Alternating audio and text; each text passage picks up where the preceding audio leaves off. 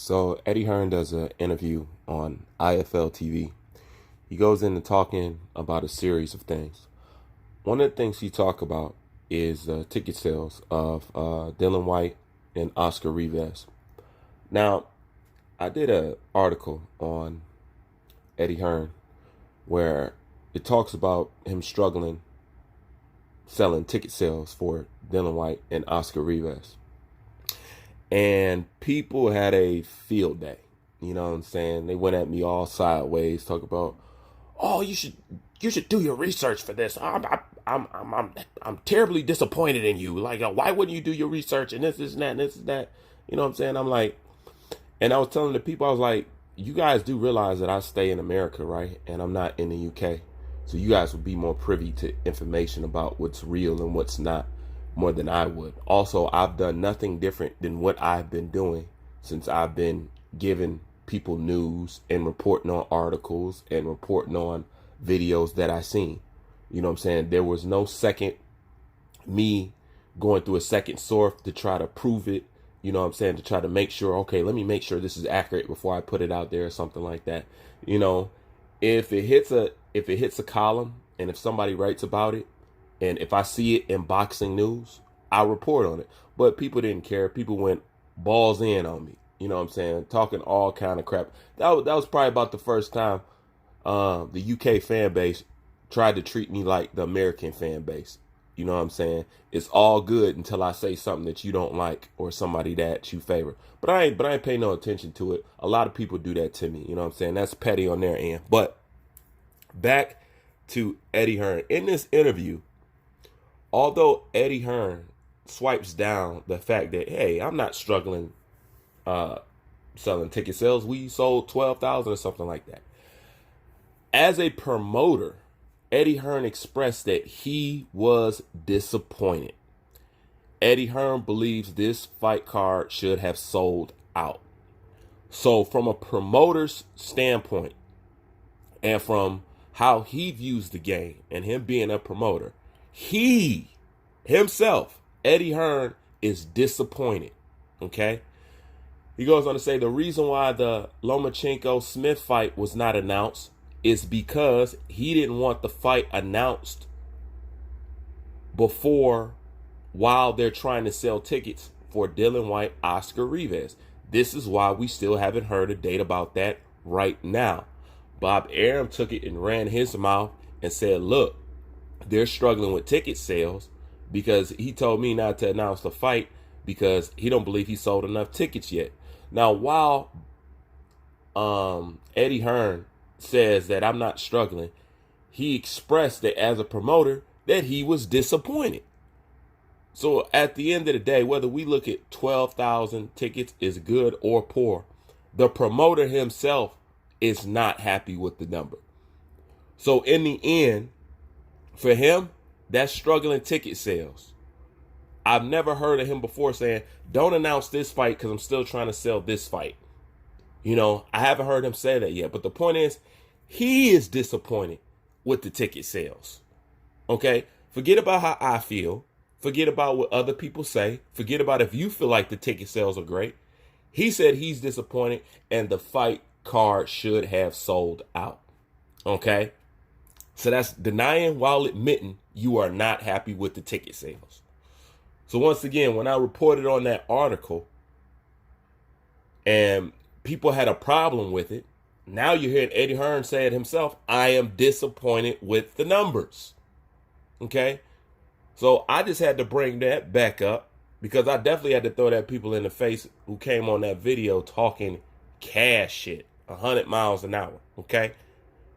While everybody was saying I was wrong and I should have did this and I should have did that. And that. Look, Eddie said he's disappointed. So that same heat that y'all tried to bring to me for that article that I had no control over, you know what I'm saying? It's not like it was my narrative. You make sure you bring that heat to Eddie and tell him to shut the fuck up. The fight is selling well. Tell that to the promoter that's promoting the fight. That's number one. Number two, Eddie Hearn goes on to say that the reason why the ticket sales are not doing that well because people really don't know Oscar Rivas. I call BS, Eddie. That's not it. You know, that's part of it, yes, but you could have still sold that card well. Number one, the truth is this: you didn't really care about Dillian White and how he was being received to the public until Anthony Joshua lost. That's the truth. You didn't promote the fight, Eddie.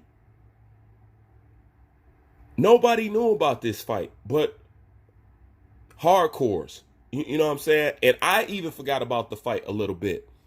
You know what I'm saying? It's no excuse in this day and age when you have YouTube, where you could start your own channel, where DAZN has their own channel, where Eddie can have his own channel. You could do a special on White. You could do a special on Oscar Rivas. If people don't know who Oscar Rivas is, take advantage of this media era that we have and do a little documentary on him on one of your platforms and let the people know this is the guy that Dillian White is fighting. I know exactly how to sell the fight. It's not hard to me.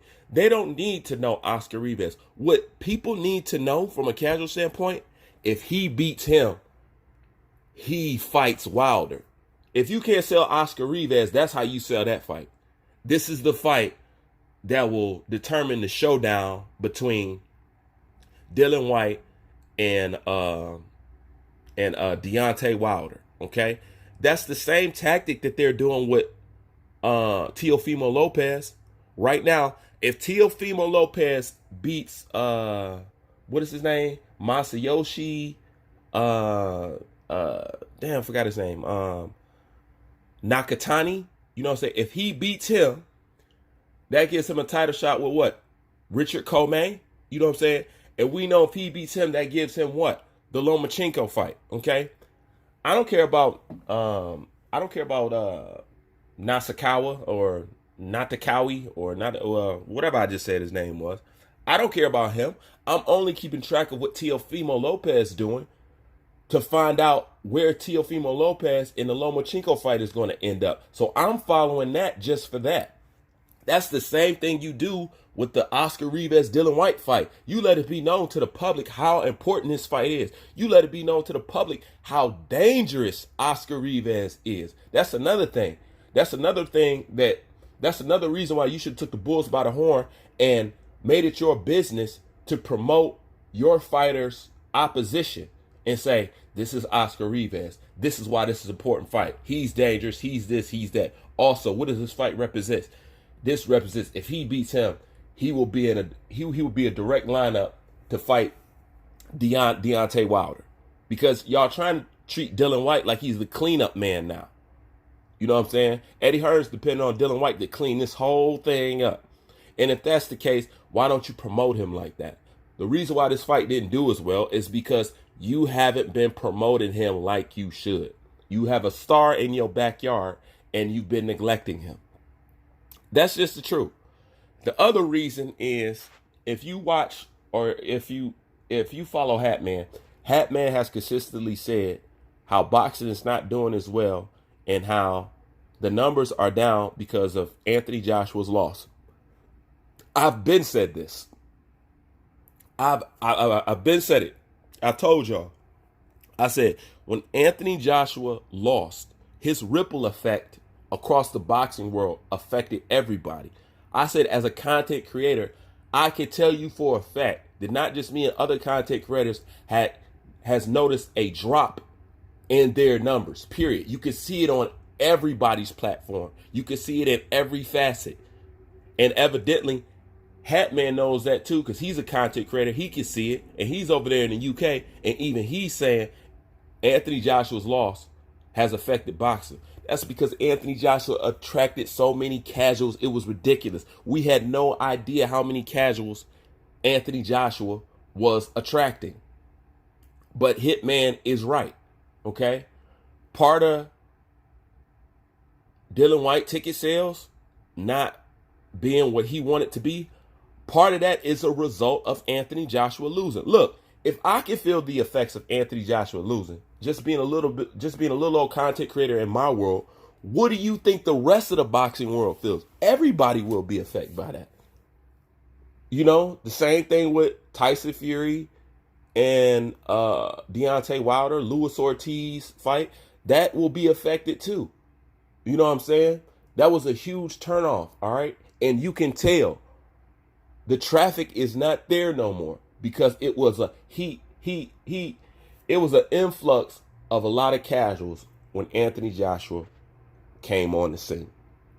That is true. So you couple that with the part that you really haven't been promoting that fight. You really haven't been taking advantage of the star building that Dillian White has been doing for itself, and also you coming off the fresh loss of Anthony Joshua. You couple all that together, and that's the results. This is why Eddie Hearn is saying this fight card should have been sold out. It is a good card, and I believe you. It is a good card, and I'm very interested in the fight. But I'm hardcore. I'm not casual. But to say that the fight doesn't do well simply because of Oscar Rivas, well, you knew who he was fighting before you guys announced the fight. That's why you guys send a contract to people and you get stuff signed. So you knew what kind of opponent he had. So you could have went into promoting the fight as how you look at it right now. People don't know who he is. Since people don't know who he is, it's our job to let people know who he is. You know what I'm saying? It's kind of like the same thing they did with what was that, Jamel Charbo and Erickson Lubin. You know what I'm saying? Showtime gave Erickson Lubin this whole little special and the whole nine. They didn't give they didn't give Jamel Charlo no attention, but they gave Lubin a whole special. Like, you knew who Lubin was when it was time for them to fight. You didn't know who he was prior, but you knew who Erickson Lubin was by the time Showtime was done doing all their specials and documentaries on him and all the interviews he was doing. They were shopping that kid around everywhere. They made sure you knew who his opponent was. That's the same thing he could have did for Oscar Rivas. But anyways, that's my opinion on it. Leave your thoughts in the comment section. Bruce Vane, I'm out.